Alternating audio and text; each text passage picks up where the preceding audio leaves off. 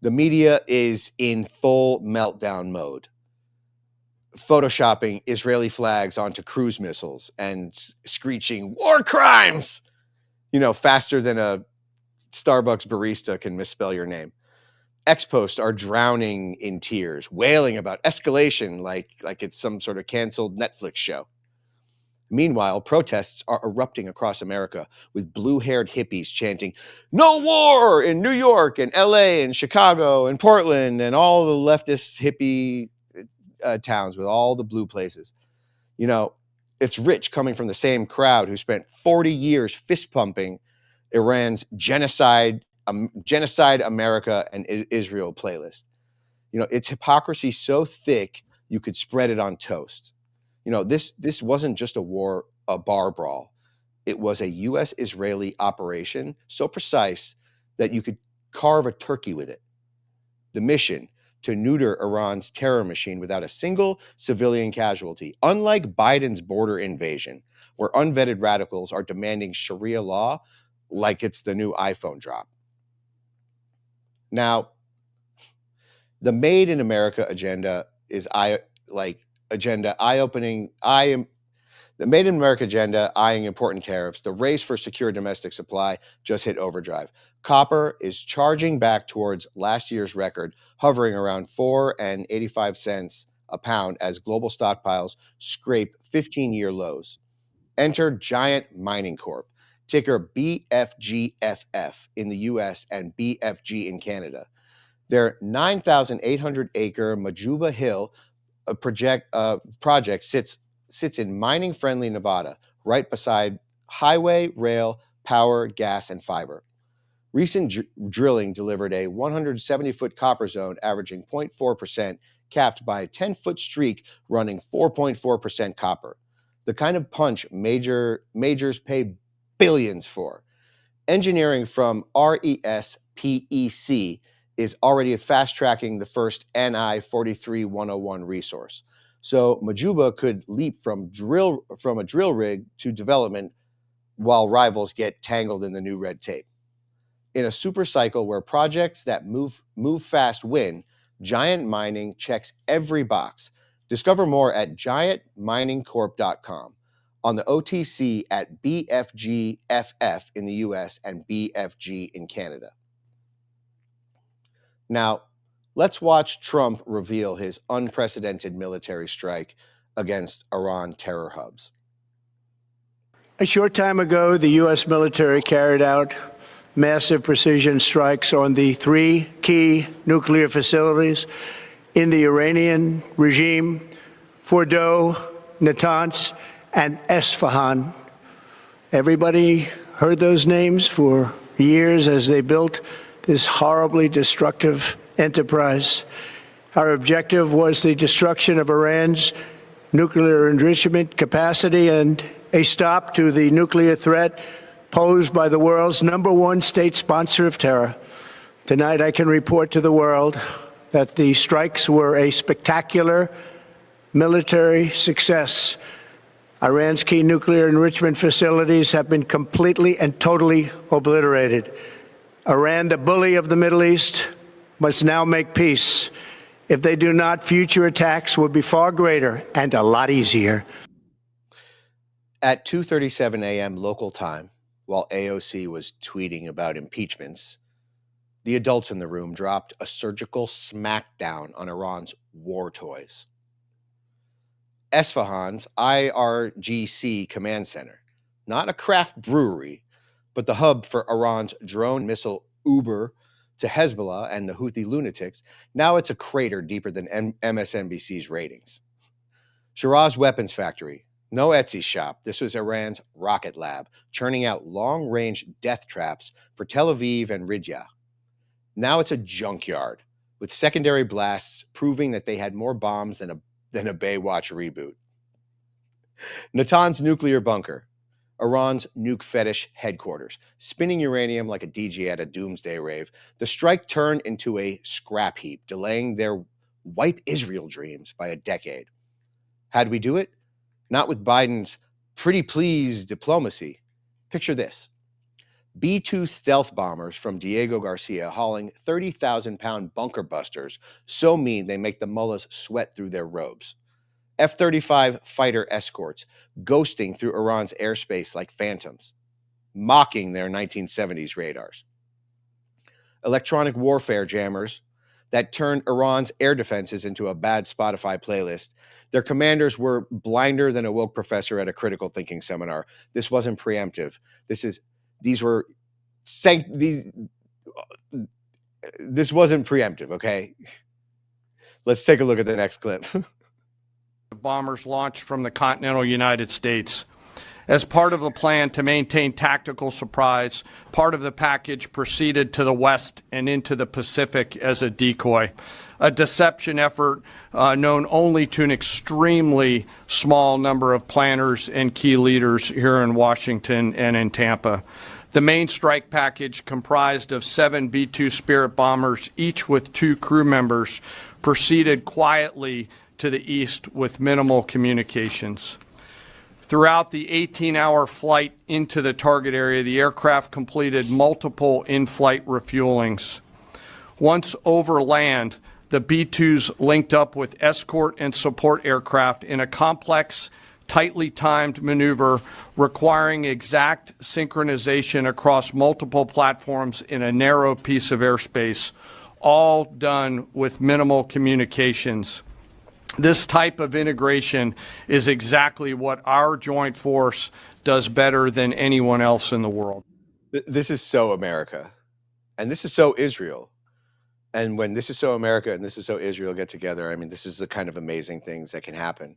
You know, this is how America won the Revolutionary War, and it's how Israel won and kept its statehood over these years. And we're going to go dive deeper into that later. But this is truly a righteous FAFO moment. In other words, the good guys came out on top. America didn't wait for Iran to mail a nuke to the United States saying, "To America with love, Iran." But they were calling it a first strike, like saying that dodging a flamethrower is escalating. They've been telling us this for 40 years. We just listened like 2 days ago. Iran has been swinging at us since 1979. Drones on U.S. bases, cyber attacks on our grids, death to America chants on an infinite loop. Take a look. He didn't want to hear from them. Well, the chairman of the Joint Chiefs is. I mean, your point that you made before, Katie, it speaks to this, which is that he's not explaining what the issues are for America. What are the issues for America? Why is it a foundational issue for Trump that Iran doesn't have a nuclear weapon?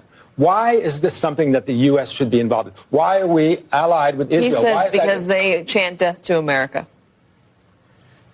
They chant death to America. I went to Iran in 2014. I was sitting at a rally. These young guys were chanting death to America. I had a minder. I said, "What are they saying?" They're saying death to America. They finished the chant, and 2 young men came over and said, "Are you American?" I said, "Yes." "We want to welcome you to our country. We love American culture and love American movies." They wanted to talk about all these things. Iran is the most Western nation in the whole Middle East. We have much more in common with them than a lot of countries that we do have alliances with. Well, the huge X factor, too, is what Ben Rhodes, Obama's security guy, described as what we could have is a catastrophe. Listen, Iran has been chanting things like "death is sweeter than honey." We love death more than you love life. That's a part of the Islamic death cult. The highest thing the most noble thing you could do is to die for Islam. And it sounds like a lot like the "My Body, My Choice" death cult, where they're destroying children, obliterating children. We're going to talk about the unholy alliance later. But I have 5 words for you. If you love death so much, your wish is my command, I guess. So stop pretending like any of you Islamists or leftists want peace. Islamists want to meet Allah, and leftists have mental disorders and unaliving ideations where they want to unalive themselves. Abortions, castrations, state-assisted unaliving. I guess it's not so unfathomable that they have created this unholy alliance. And this was Trump saying, enough is enough. and then he landed a kill shot. A strike so surgical that it has been likened to shooting four bullets from 250 miles away to a target the size of a sphincter. We don't want to kill. We don't want to die. Now here's Vance promoting this the truest of the true pro-life spirit. Take a look. Is the United States now at war with Iran? No, Kristen, we're not at war with Iran. We're at war with Iran's nuclear program. And let me just say, Kristen, that we're incredibly grateful and proud of the American Air Force pilots who did an incredible job last night. The operation was really extraordinary. These guys flew from Missouri. They didn't land a single time. They dropped 30,000-pound bombs on a target the size of a washing machine, and then got back home safely without ever landing in the Middle East or ever stopping other than to briefly refuel. And of course, they did that in the air. So it's really an incredible operation, a testament to the power of American military. And I think what shows what can happen when you have that great American military in the hands of capable presidential leadership. What we did is we destroyed the Iranian nuclear program. I think we set that program back substantially, and we did it without endangering the lives of the American pilots. That's an incredible thing, and I think we all should be proud. Whatever our politics, we should be proud of what these guys accomplished. A very, very high impact mission under a lot of pressure. Remember, this is so surgical that there were 0 civilian deaths. That's not luck. That's by design. We're not trying to kill innocent people. Unlike Iran's proxies, Hezbollah, Hamas, the Houthis, who use kids as shield and fire from daycare roofs, Trump's team plays clean. Now here's Marco Rubio laying down truth bombs about the reality of the Iranian death cult. Listen, why do we have bases in Saudi Arabia and Kuwait and Qatar and UAE? All of those bases are there to help protect those countries from Iran. Why did Hezbollah exist? Because of Iran. What does Hamas exist? Because of Iran. How do the Houthis exist? Because of Iran. Who built the IEDs that maimed and killed American soldiers in Iraq? Iran. They're behind every problem in this region. They are the sole source of instability in the entire Middle East, and the world's been paying a price for this for 40-something years. Love me some Marco Rubio. We miss him dearly here in Florida, but we're glad that he's participating as Secretary of State. Now, Trump did the world a favor. You know, you play stupid games, you win stupid prizes. Meanwhile, Biden was inviting millions of unvetted migrants, many waving Sharia law like it's a pride flag, of course. We're going to get more into that later, turning our streets into Tehran's audition tape. You know, Iran hides behind civilians. Biden was importing the chaos. And these no war protesters, spare me. They're silent when Iran vows to genocide Israel, but they scream when we try to stop it. The strike was adulting, done right. Now let's talk about the Strait of Hormuz. It's a 21-mile wide oil funnel between Iran and Oman that moves 1 in 5 barrels of global oil every single day. Take a look at this clip. All right. This is the Strait of Hormuz, and you can see this is how many tankers are moving. You see all those little dots on there. They've got oil in them, and they're moving oil from one place to another, rocking and rolling, doing the thing that they do. And we're going to get into that in a minute, but they do this. Iran is threatening to basically cut off this hub of global commerce. Because they're sour. Listen, if it chooses to go that route, listen, it wouldn't be just a hiccup. It's going to be an economic asthma attack. Let's break it down. 25% of the world's oil trade flows through this glorified puddle. Okay? 95% of Iran's oil exports, it's basically Hormuz or bust. They're talking about cutting off their nose to spite their face. You know, 50% of China's oil imports right through the Hormuz. The U.S., just 5% of our oil comes through there. 5%. You know, there's a lot of alarmists who are out there saying, this is going to devastate American economy. Gas prices are going to go up. Our economy is going to tank. Trump is This is the beginning of the end. Listen, America is not going to get strangled if this thing shuts down. You know who is? China is going to be the one grasping for air. Iran, who they're basically putting themselves on an economic ventilator. You know, this is what they mean by we love death more than you love life. They're willing to annihilate their own country, okay? This is the whole point. They've been screaming it for years. It's a death cult. And anyone dumb enough to rely on Middle Eastern oil while lecturing the U.S. about sustainability, that's a completely different subject. That's where the left comes in. We're going to dive into that later. You know, this cutting off your nose to spite your face, you know, except in Iran's case, you know, they're going for both the nostrils and a couple of internal organs while they're at it. Will it hurt us at the pump for, I mean, sure, like for a minute, you know, gas prices might pop a little bit, but we're America. We could produce our own oil. We can dig our own gas. We've got fracking. We've got the Permian Basin. We've got Texas.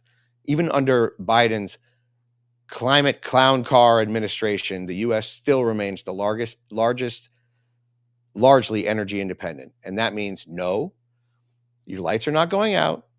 No, your economy isn't crashing. And no, we're not about to become Venezuela just because Iran had a tantrum in the Persian Gulf. If anything, closing Hormuz is a gift. It shows the world exactly how fragile their China-centric supply chains are, and why betting against U.S. energy dominance is a bad idea. We don't need their oil. They need ours.